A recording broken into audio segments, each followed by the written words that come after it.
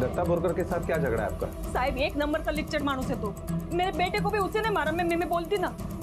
उसको मालूम था ना मेरा वही सहारा है। ये दत्ता मेरे को जब भी तंग करने आता, मेरे को बोलता ना तो रोहित उसको बराबर करता। दोनों में बहुत बार झगड़ा भी हुआ था। अरे चल, तू मेरे साथ भाईगिरी कर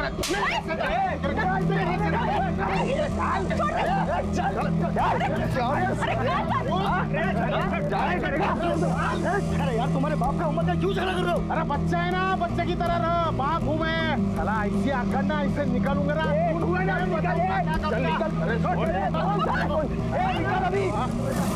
आपके बेटे के बॉडी से नशीली दवा मिली जिससे उसकी मौत हुई। क्या आप जानते हैं दत्ता का कुछ ड्रग्स से लेना देना हो? मतलब वो कुछ खरीदता हो, बेचता हो, ऐसा कुछ?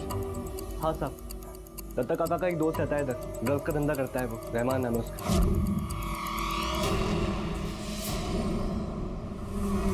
वो तो बहुत अच्छा लड़का था सर, मेहनती था, टीचर्स का भी फेवरेट था और पढ़ाकू बच्चा बुलाते थे हम लोग उसको। नहीं सर, कॉलेज में तो उसका किसी से कभी कोई झगड़ा नहीं हुआ। सर वो कोई पार्ट टाइम जॉब करता था जिसके उसको बहुत पैसे मिलते थे। कौन सा जॉब कर रहा था? कभी बताया नहीं उसने। बोलता था कि इतने मिलते हैं जितने इंजीनियर को भी नहीं मिलते होंगे। ये पार्ट टाइम जॉब वो कब से कर रहा था? 3 महीना। ड्रग्स वगैरह लेता था? No sir. ले भाई, एकदम कड़क माल है। कड़क नोट ला और कड़क माल ले जा। क्यों कम है भाई? हर बार तेरे को बताना पड़ेगा। लास्ट टाइम भी तू कम दिया था। चुकता करना वरना माल दूंगा नहीं फिर से। हाँ सुनो ना रेमन भाई, वो पुलिस मेरे तक आ पहुंचे। तू टेंशन मत ले, मैं बैठा है ना। ये पुलिस है ना, वो अपना कुछ बिगाड़ नहीं सकती। साहब हो रहा रहमान। पुलिस अपना क्या उखाड़ेगी? कुछ नहीं है।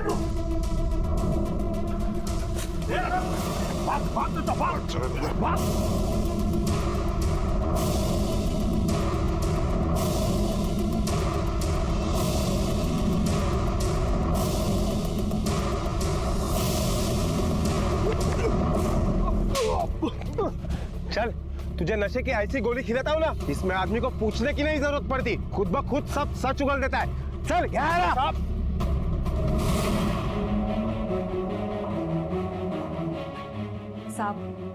साहब मैंने बोला ना पैसा नहीं है। आप चाहे तो मेरा बैंक अकाउंट भी चेक कर लो।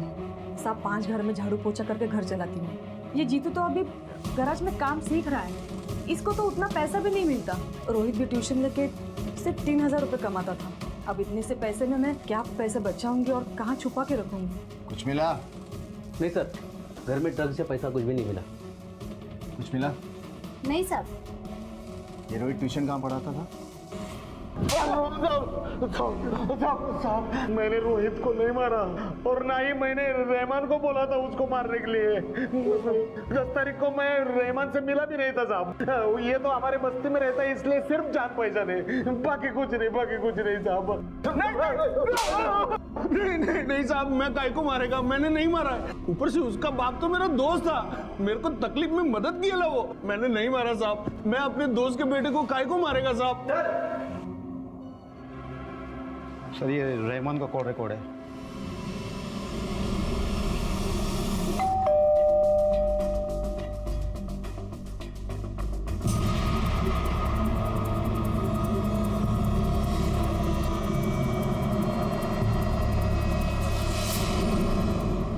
रोहित की मौत के बारे में सुनकर हमें भी बहुत बुरा लगा सर।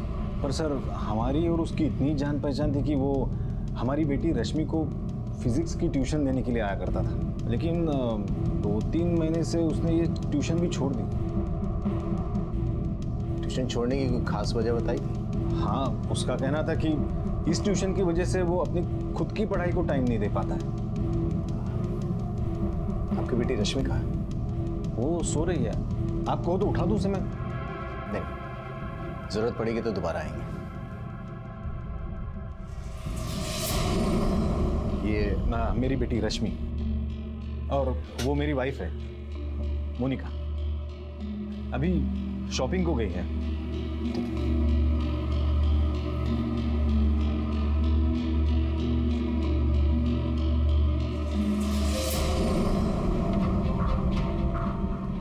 देख तेरे कॉल रिकॉर्ड्स। तू तो कह रहा था कि रोहित के बाप के मरने के बाद रोहित के घर वालों से तेरी ज्यादा जान पहचान है नहीं। फिर रोहित की माँ यानी सुलोचना के मोबाइल पर दिन में 10 बार क्यों फोन करता था?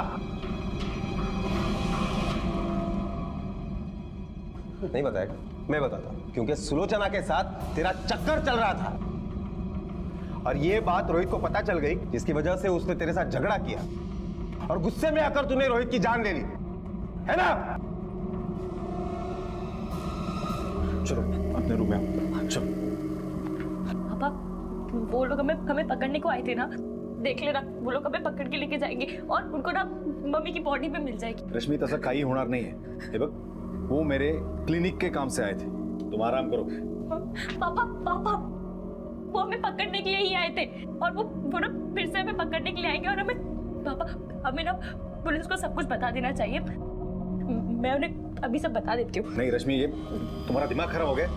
फोन मुझे दो, फोन दो मुझे। पापा मैंने कहा ना, फोन दो मुझे।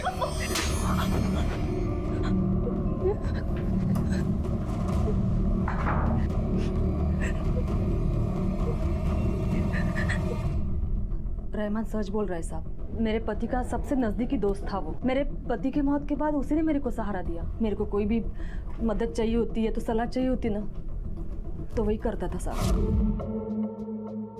औरत के बारे में कोई नहीं सोचता साहब। मेरी भी कुछ ज़रूरतें थी, रहमान समझता था मुझे। हम एक दूसरे से,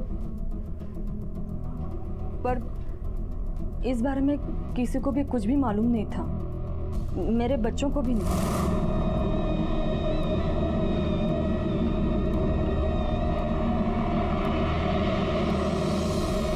और अगर मेरे बच्चों को मालूम भी पड़ता तो जीतू बहुत भड़कता, लेकिन रोहित नहीं।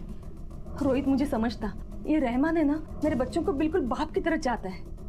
वो ऐसा नुकसान नहीं करेगा मेरे बच्चों को। बहुत भरोसा है आपको रहमान के ऊपर? साहब, मेरे रोहित को रहमान नहीं मार सकता। बिल्कुल बाप की तरह चाहता था उसको। सर, रहमान को हमने ड्रग्स बेचने के जुर्म में गिरफ्तार तो कर लिया है, लेकिन अब तक जितनी भी इंक्वायरी हुई है उसमें रहमान और दत्ता के खिलाफ हमारे पास ऐसा कोई ठोस सबूत नहीं है जिससे ये साबित हो सके कि रोहित का कत्ल उन्होंने ही किया है। शिंदे, रोहित के दोस्तों के मुताबिक वो पार्ट टाइम जॉब करके इतना पैसा कमा रहा था कि उसने ट्यूशन करना भी छोड़ दिया था। पार्ट टाइम जॉब करता था जिससे उसको बहुत पैसे मिलते थे। ये रोहित ऐसा कौन सा पैसा कमाने वाला जॉब करता था जिसके बारे में ना तो उसका परिवार जानता था और ना ही उसका दोस्त। एक काम करो शिंदे, इसके पिछले 3 महीने की बैंक डिटेल्स, कॉल रिकॉर्ड्स और हर फोन चेक करो जिस पे उसकी बात होती थी। हो सकता है उसने पैसा किसी और के पास रखा हो और यही वजह उसके कत्ल की भी हो।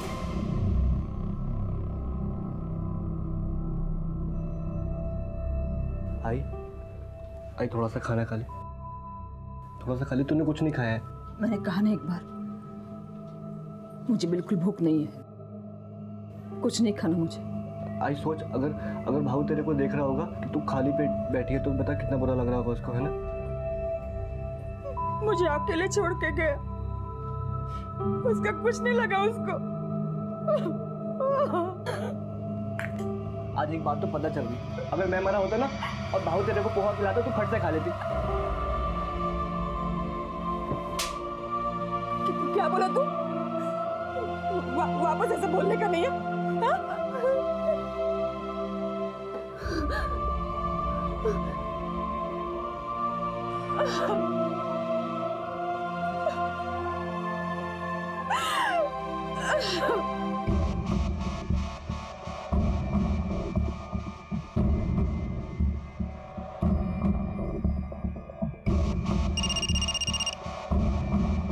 Hello, MK fertility clinic. Fertility clinic?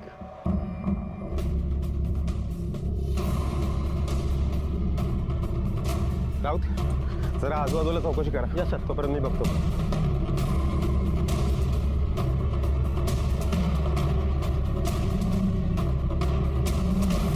Sir, मैंने आपको फ़ोन किया, सुबह कचरा साफ कर रहा था तभी ये मिला साहब। सर, हमने आसपास में पूछताछ की, ये थैली किसने फेंकी पता नहीं। राहुल, ये बॉडी का लगभग 20% ही हिस्सा है। इसका मतलब है ऐसी एक नहीं, ऐसी और भी थैलियां रहेगी और शहर के अन्य हिस्सों में भी फेंका गया होगा। हमें उन्हें ढूंढ कर निकालना पड़ेगा। हाँ सर, रोहित हमारा रेगुलर स्पर्म डोनर था। वो न्यूज़पेपर में हमारा ऐड देख के यहाँ आया था और स्पर्म डोनेशन के लिए पर सेशन हम उसे 25,000 रुपये देते थे। कब से कर रही है? पिछले 3 महीने से हर वेडनेसडे वो यहाँ आता था। मैं आपको उसके रिकॉर्ड्स दिखाती हूँ। जी, ये रहे। मतलब पिछले 3 महीने में कम से कम 3 लाख रुपए कमाए उसने। जी हाँ। 10 अगस्त को वेडनेसडे था, उस दिन आया था वो यहाँ? अगर आया होगा तो रिकॉर्ड्स में होगा। यस सर, शाम को 5 बजे आया था और 5:30 बजे चला गया था। ये उसके उस दिन की पेमेंट की रिसीप्ट है। डॉक्टर, आपके यहाँ जितने भी स्पर्म डोनर्स आते हैं उनका मेडिकल टेस्ट तो होता होगा? जी हाँ। रोहित के मेडिकल टेस्ट में ऐसा कुछ भी निकला जिससे लगे कि वो ड्रग एडिक्ट है? नहीं इंस्पेक्टर, रोहित किसी भी तरह के ड्रग्स नहीं लेता था। रोहित ने अपने पार्ट टाइम जॉब से 3 महीने में 3 लाख रुपए कमाए थे, जिसके बारे में उसके परिवार तक को पता नहीं था। कहाँ थे ये पैसे? कहीं यही कारण तो नहीं था रोहित की मौत का? और वो लाश जो शहर की अलग अलग जगहों पर मिली थी, उसकी पहचान भी पुलिस के लिए एक चुनौती बनी हुई थी। क्या वाकई में रोहित और इस औरत के केस में कोई संबंध था, या फिर ये 2 अलग अलग अपराध और अपराधी की कहानी थी?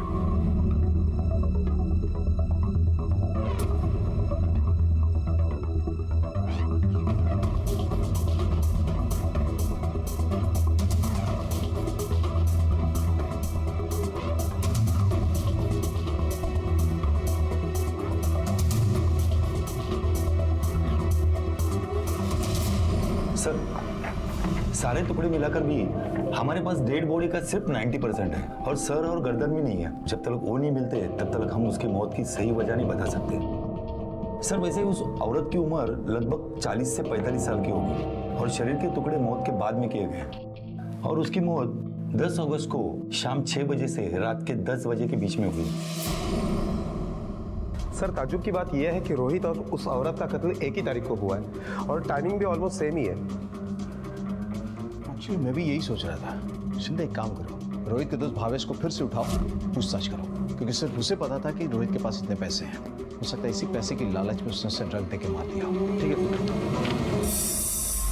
तावड़े सर, आसपास के सारे पुलिस स्टेशन में पता करो 40-45 साल की किसी भी महिला की कोई मिसिंग कंप्लेंट आई है क्या?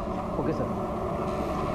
एक लड़के को ड्रग्स की ओवरडोज देकर समंदर में फेंक दिया गया था और दूसरी तरफ थी एक 40 वर्षीय औरत जिसके शरीर को टुकड़ों में बांट दिया गया था और जिसकी पहचान से पुलिस अब तक अनजान थी। इन दोनों केसेस में सिवाय तारीख और समय की और कोई समानता नहीं थी और पुलिस भी इन दोनों मामलों को अलग अलग ही मान रही थी और ऐसे सबूत भी नहीं थे जो इन दोनों केसेस के तार को जोड़ते हों।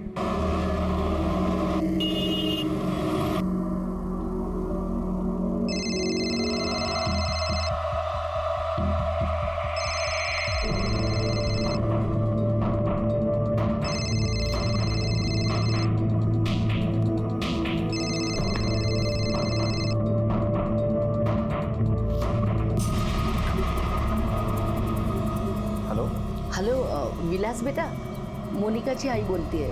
हाँ बोला ना। मोनिका मेरा फोन ही नहीं उठा रही है। फिर से नाराज हो गई है क्या? नहीं है, ऐसा कहीं नहीं है। एक्चुअली वो अपने ग्रुप के साथ बाहर गाँव गई है। आपका क्या, मेरा भी फोन नहीं उठा रही है। वो जैसे ही वापस आती है ना, मैं उसकी आपसे बात करवाता हूँ। हाँ हाँ।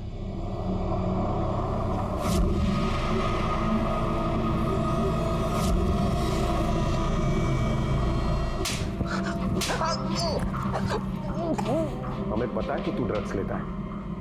पैसे के लालच में ड्रग्स देकर तूने ही रोहित को मारा है ना? सर, मैं मानता हूँ मैं ड्रग्स लेता हूँ, पर मैंने रोहित को नहीं मारा सर। आई शपथ। वो लड़की की वजह से मरा होगा जो उसे परेशान कर रही थी, बोल रही थी कि प्यार करती हूँ। कौन सी लड़की? सर, उसका नाम तो नहीं पता, पर बोल रहा था कि परेशान कर रही है, प्यार करती हूँ बोल के।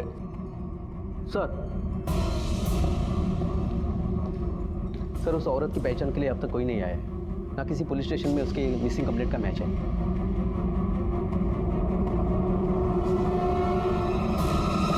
नहीं साहब, रोहित ने कभी किसी लड़के के बारे में कुछ नहीं बताया।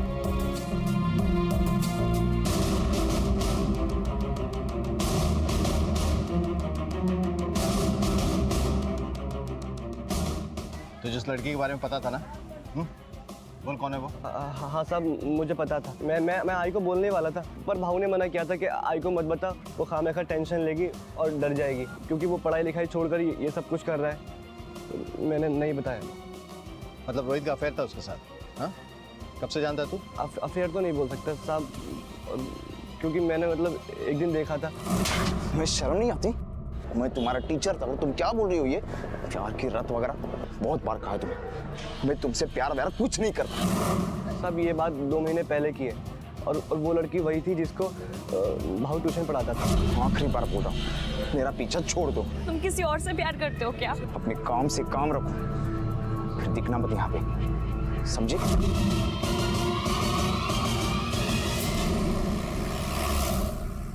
इंस्पेक्टर, मैं रश्मि को बुला देता, लेकिन उसकी तबीयत जरा खराब है। तबीयत खराब है या झूठ बोल रहे हैं आप?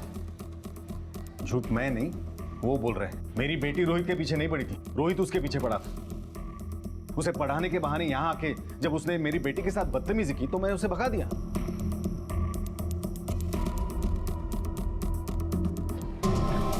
शिंदे, इन दोनों में से कोई ना कोई तो झूठ बोल रहा है, डॉक्टर देशमुख या जीतू।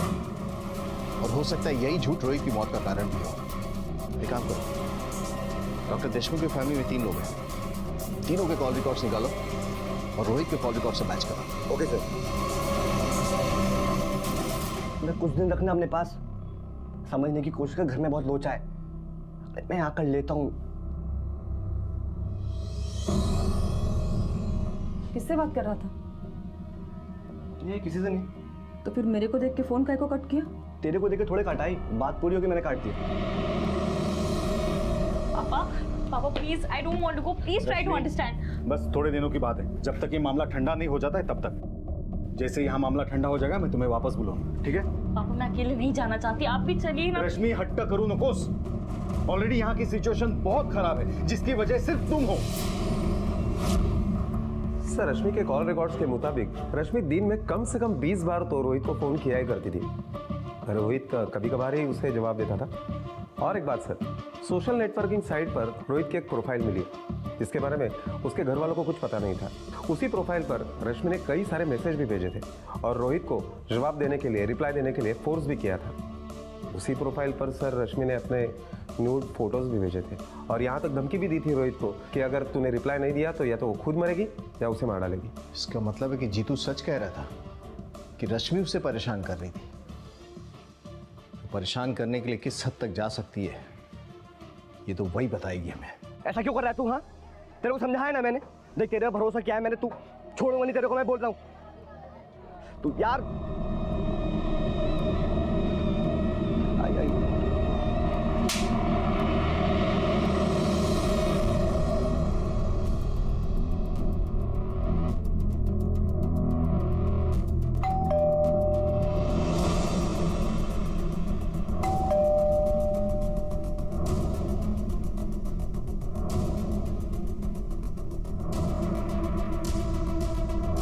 सर, आप डॉक्टर विलास आपकी बेटी से कुछ बात करनी है।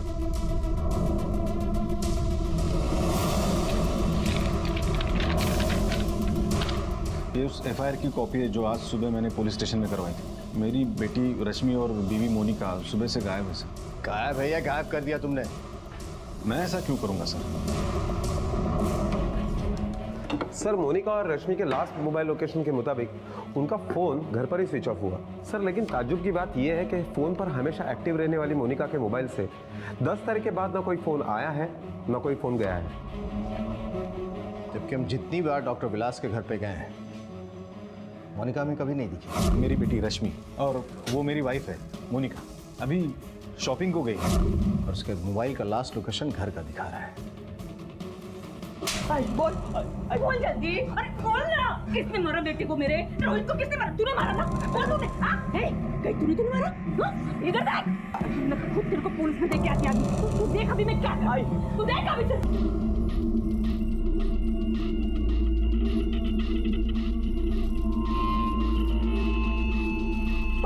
अब आप क्या करेंगे?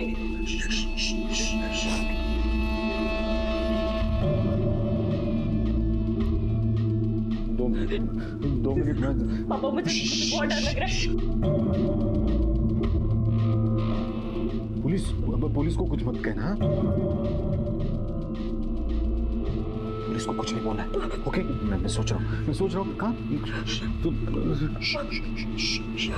रहा हूँ, सोचना पड़ेगा।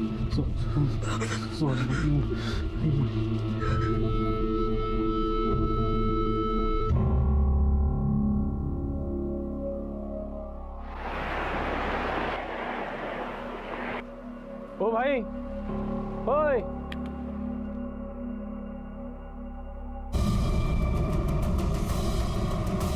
ये तो मर चुका है।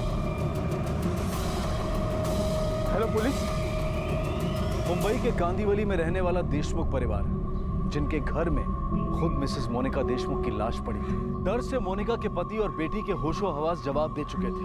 उनकी समझ में नहीं आ रहा था कि मिसेस देशमुख की लाश का क्या करें। दूसरी तरफ अक्सा बीच पर पुलिस को एक लड़के की लाश मिली थी। 24 घंटों के अंदर हुई इन हत्याओं का क्या आपस में कोई सरोकार था? आज का ये केस ना सिर्फ दिल दहला देने वाला है, बल्कि अंतरात्मा को झकझोर देने वाला है। ये केस प्रश्न चिन्ह खड़े करता है आज के इंसान की जिंदगी, उसके रिश्तों और समाज के प्रति उसकी सोच पर।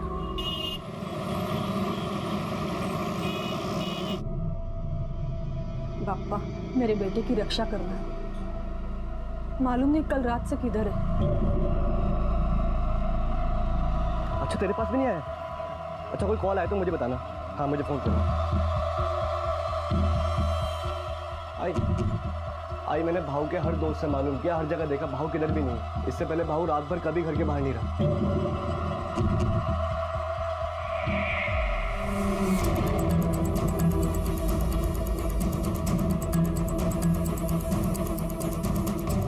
सर लगता है आत्महत्या का केस है, क्योंकि बॉडी के ऊपर कोई निशान नहीं है। और हाँ सर, बॉडी के पास ये पर्स मिला जिसमें आईडी था। लड़के का नाम रोहित बोरकर है और इसके ऊपर जो डेट ऑफ बर्थ है उससे ये पता चलता है कि लड़का लगभग 22 साल का है। बॉडी को पोस्टमार्टम के लिए भेज दो, देखते रिपोर्ट में क्या। तो घर वाले को बोलो बॉडी की पहचान के लिए आए। Okay sir.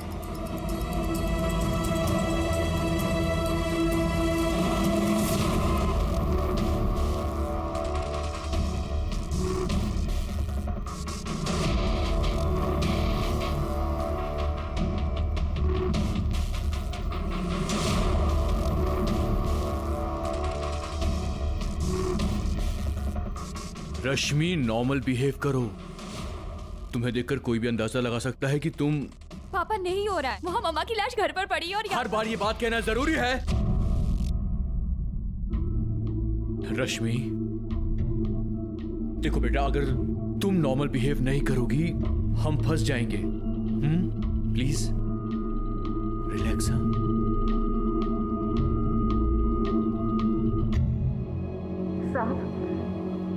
साहब अब यहाँ काय को लाए मेरे को? मैंने बोला ना मेरा बेटा है ना लापता हुआ है, उसकी शिकायत दर्ज कराने आई हूँ मैं। आप मुझे मुर्दा घर में काय को लेके आए? बता दो।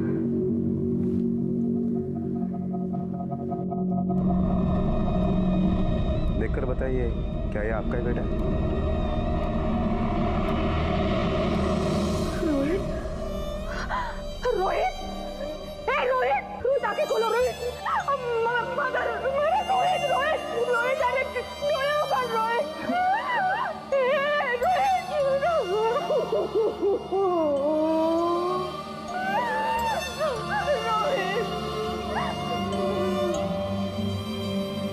सर, पोस्टमार्टम रिपोर्ट के मुताबिक रोहित की मौत 10 अगस्त यानी कल शाम को 5 बजे से लेकर रात के 9 बजे के बीच में हुई है। ड्रग्स के ओवरडोज की वजह से उसकी मौत हुई है। ऐसा हो ही नहीं सकता साहब। मेरे रोहित को किसी भी तरह की कोई भी गलत लत नहीं थी।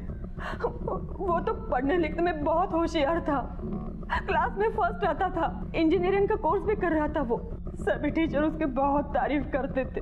मेरा रोहित मरा नहीं है साहब, मेरे रोहित को किसी ने मारा है साहब। मेरे रोहित। देखिए हम आपकी हालत समझ सकते हैं, लेकिन कई बार ऐसा होता है कि माँ बाप को पता भी नहीं होता और बच्चे नशे। नहीं, नहीं साहब, दूसरे बच्चों की तरह नहीं था वो सब चीज आके मुझे बोलता था और अगर कोई गलत काम करता ना वो मैं खुद उसे जहर देके मार डालती साहब।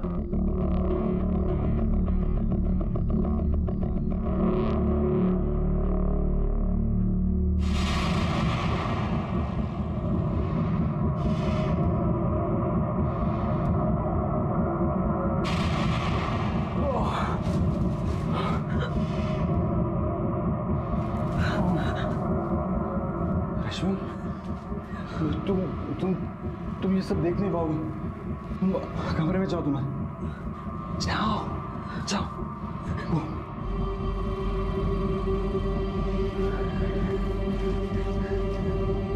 रश्मि, आराम से बेटा, आओ आओ, आ जाओ आ जाओ।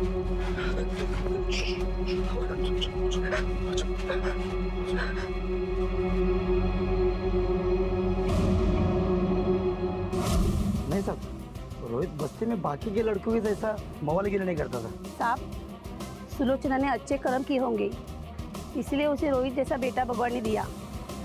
ऐसा तो अच्छा था साहब, पर ये लोग कॉलेज में जाते हैं, कॉलेज के बाहर क्या करते हैं आपल्याला माहित नहीं साहब। वो अपने आई को और भाई को एकदम अच्छी तरह से संभालता था। सर, बस्ती में जिन जिन लोगों से पूछताछ की उन सभी का यही कहना है कि रोहित नेक शरीफ लड़का था, अपनी माँ का, घर का, सबका ख्याल रखता था, पर ऐसा कुछ भी नहीं मिला जिससे ये साबित हो सके कि रोहित ड्रग एडिक्ट था। तो हो सकता है ये आत्महत्या नहीं बल्कि कत्ल का मामला हो। पॉसिबल है कि किसी ने उसे जबरदस्ती ड्रग्स दिया हो और बाद में समुद्र में फेंक दिया बॉडी, हमें गुमराह करने के लिए। हो सकता है।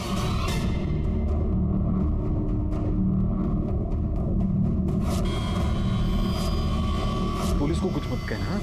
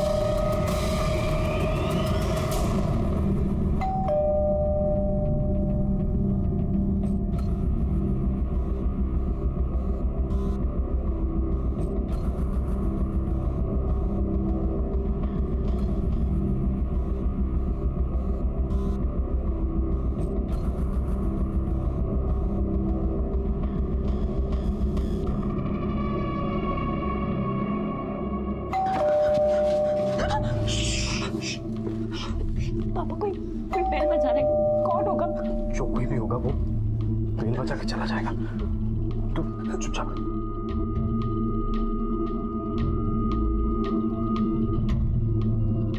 अपने रूम में जाओ।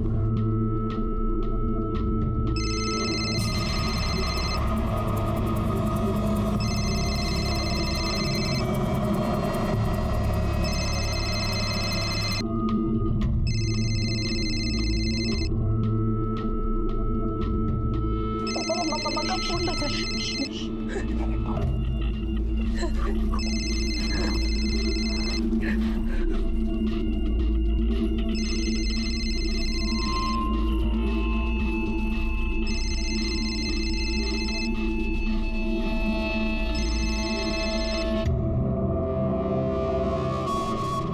फोन तो बज रहा था, फिर कोई उठा क्यों नहीं रहा है?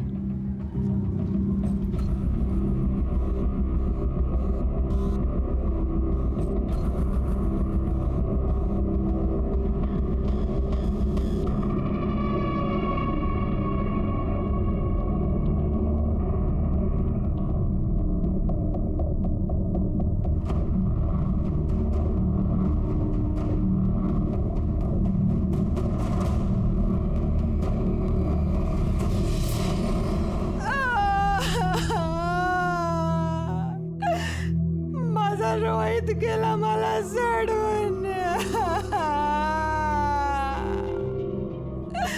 मला सोडून गेला. आई गं.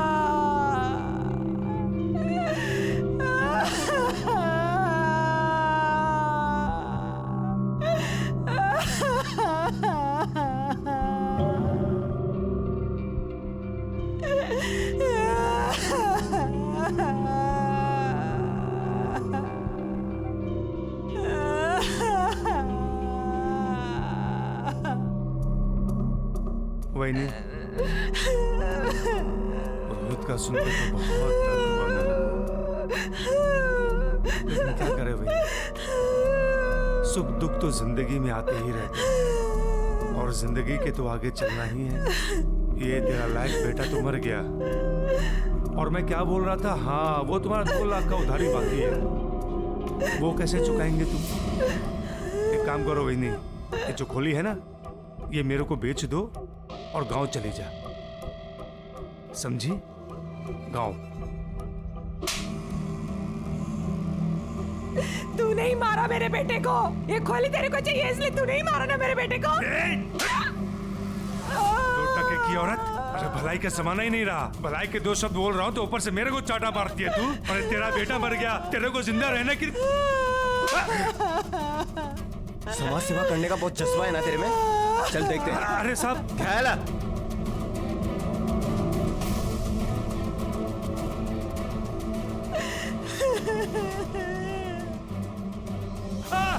अरे मैंने कुछ नहीं किया साहब, अरे मेरे को मत मारो, अरे मैंने कुछ नहीं किया साहब। साहब 10 तारीख को शाम को 5 बजे से लेकर रात के 9 बजे तक तू कहाँ था? रात को 8 बजे तक मैं मेरे किराने के दुकान में ही था, उसके बाद दुकान बंद करके घर पे चला गया था, घर से बाहर नहीं निकला। लगा तो आप मेरे बेटी और मेरी बीवी से भी पूछ सकते हो साहब। तेरी बीबी और तेरी बेटी तुझे बचाने के लिए झूठ ही बोलेंगे। नहीं साहब। तेरे पास और कोई गवाह है? नहीं साहब, मेरे पास दूसरा कोई गवाह नहीं है।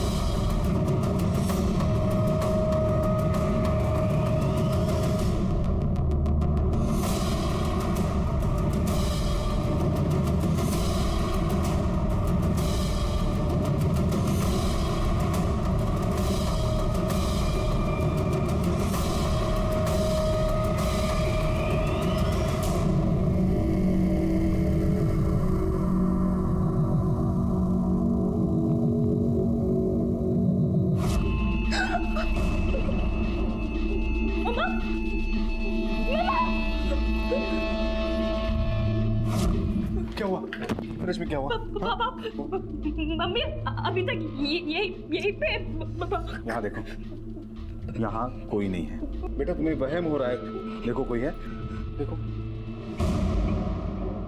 हाँ cool down. Sir, Datta Borkar के कॉल रिकॉर्ड के मुताबिक जिस वक्त रोहित का कत्ल हुआ उस वक्त वो घर पर ही था। मतलब ये तो साबित हो गया कि उसने फोन नहीं किया है, लेकिन उसका हाथ है या नहीं ये साबित होना बाकी है। शिंदे एक काम करो, तुम रोहित के काका की जड़ें खोदो और तब तक मैं रोहित के बारे में पता करता हूँ। Okay sir.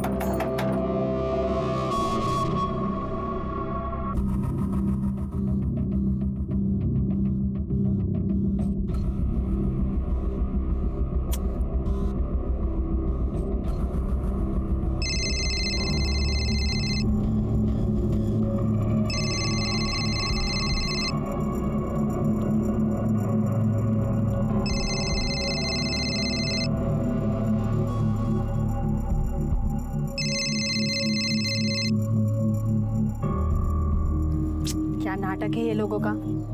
कंटाल गई मैं तो, कोई दरवाजा भी खोलता नहीं, पगार के टाइम बोलेंगे काम पे नहीं आई।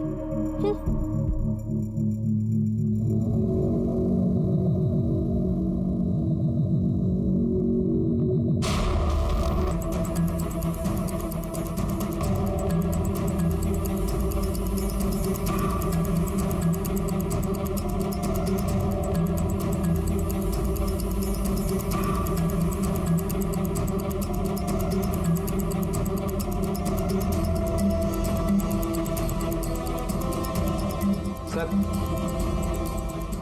ये देखिए,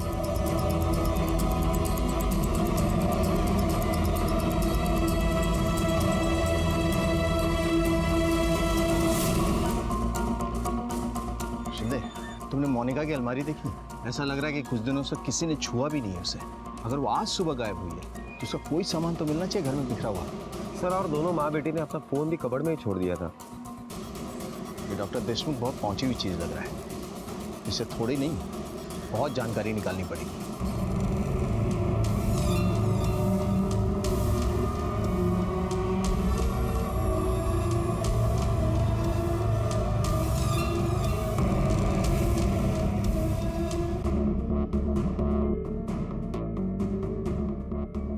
वो पहले दिन 10 तारीख को रात को मैंने मेम साहब के नंबर पे फ़ोन किया।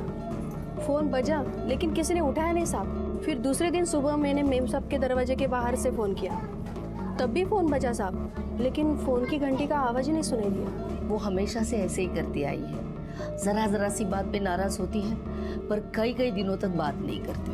इसलिए मैंने विलास को फ़ोन किया था तो विलास ने बताया कि वो अपनी सहेलियों के साथ कहीं घूमने गई है, इसलिए फ़ोन नहीं उठा रही। डॉक्टर विलास को कब फ़ोन किया था आपने?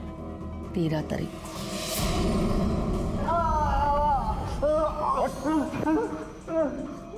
इसके पहले कि हम तुम्हें डॉक्टर से मरीज बनाए, सच बोल, क्या किया तुमने अपनी बीबी और बेटी के साथ? हर रोज तू उसे 2-3 बार फोन करता था ना, फिर 10 अगस्त से फोन करना क्यों बंद कर दिया? तुझे पता था वो फोन नहीं उठाएगी। और 11 अगस्त के बाद ना तो क्लिनिक गया और ना तेरी बेटी कॉलेज। क्यों? रश्मि देशमुख का पता चल गया है, वो पुणे में थी, अपने एक कॉलेज के फ्रेंड है उसके घर पर। सर, रश्मि कन्फेस करना चाहती है।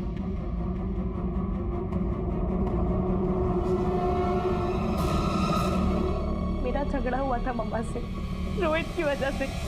बात कर रही है लड़की, इसको तो कुछ समझ भी नहीं। आपको शर्म नहीं आती है क्या? अपनी बेटी के बॉयफ्रेंड के साथ चक्कर चला रही हो आप। आपकी वजह से, सिर्फ और सिर्फ आपकी वजह से रोहित मुझे एक्सेप्ट नहीं कर रहा है। इस उम्र में भी आप चक्कर चला रही हैं। रश्मि, क्या रश्मि? इनको तो शर्म आती है नहीं, आपको भी शर्म नहीं आ रही है क्या?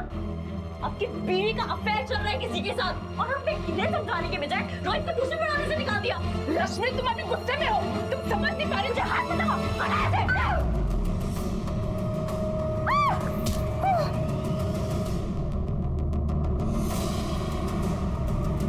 मम्मा मर चुकी, पापा ने उनके टुकड़े किए और अलग अलग जगह फेंक दिए। रोहित के साथ क्या हुआ था? मतलब किसने मारा उसे? रोहित को किसने मारा? रोहित को क्यों मारा? रोहित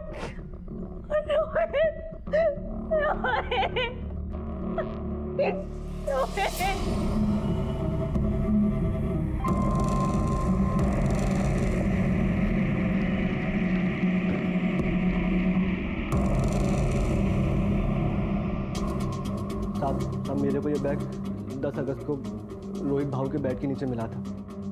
इतना सारा पैसा देखकर मेरे को लगा भाऊ पढ़ाई लिखाई छोड़कर ज़रूर कोई गलत काम में पड़ गया है। आई को दुख ना हो इसलिए मैंने ये बैग अपने एक दोस्त के इधर रखवा दिया।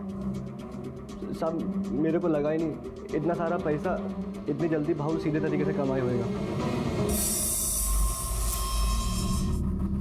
हमें ये तो पता है कि तूने मोनिका के साथ क्या किया था। अब ये बता कि रोहित के साथ क्या हुआ था, क्योंकि हमें पता है कि तुझे पता था कि तेरी बेटी उसके प्यार में पागल है और तेरी वाइफ ऑलरेडी अफेयर में है। ये देख तेरे कॉल रिकॉर्ड्स जिसमें डॉक्टर शीतल का नंबर है और तेरी उससे बात होती थी। रोहित स्पर्म डोनेशन के लिए डॉक्टर शीतल के पास जाता था। अब बता क्या कनेक्शन है सब में? इतनी सेवा काफी है कि और भी करे?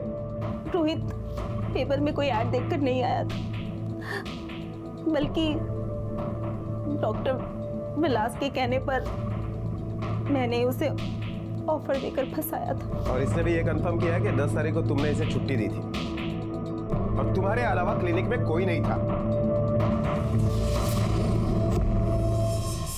सर मुझे लगा कि रोहित पैसे के लिए मेरी बीवी से प्यार का नाटक कर रहा है, तो मैंने सोचा कि अगर उसके पैसे का इंतजाम मैं बाहर कर दूं तो शायद वो मेरी बीवी को छोड़ दे।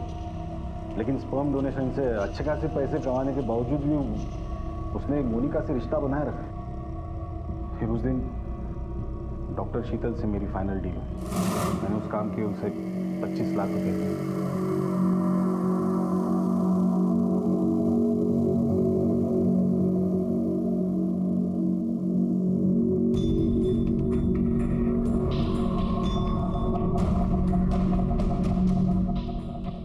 ये क्यों? कुछ नहीं, इम्यूनिटी बूस्टर है।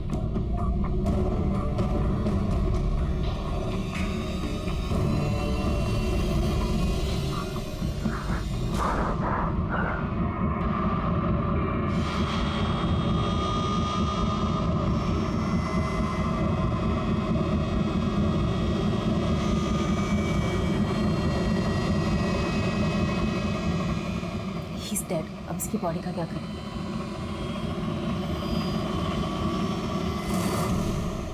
और उसकी लाश को समुंदर में फेंक दिया।